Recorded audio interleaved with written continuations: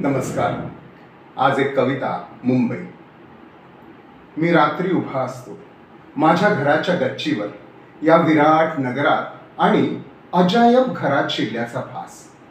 सभोवार दिव्याची मोहनमाळ घातलेली, क्षितिजा पार, घरात, घराबाहेर आणि रस्त्यावर प्रकाशच प्रकाश. चांदण्या शोधून पाहिल्याच दिसतात, जीव नसलेला, आणि चंद्रही कुठेतरी कोपऱ्यात फिकटसा बावरलेला. माझ्या घराच्या आसपास आहेत 4-5 माड, 10-20 झाडं दाबून टाकलेली, सिमेंटच्या प्रचंड घरांनी घातलेला घाला.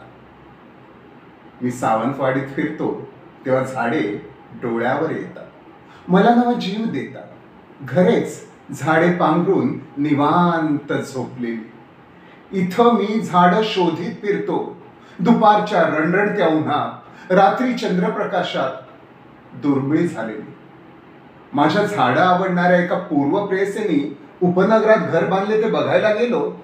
तिच्या घराच्या आसपासची झाडं तोडलेली, वृंदावन गच्चीत गेलेलं आणि तळास गॅरेज आलेलं.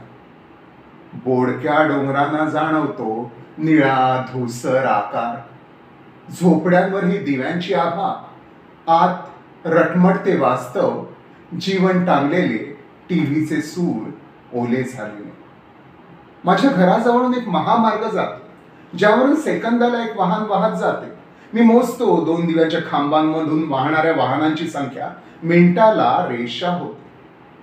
मला वाटतं या शहरात क्षणाला काही मिथुने लागली, काही मरणांची राग, काही खून, काही दरोडे.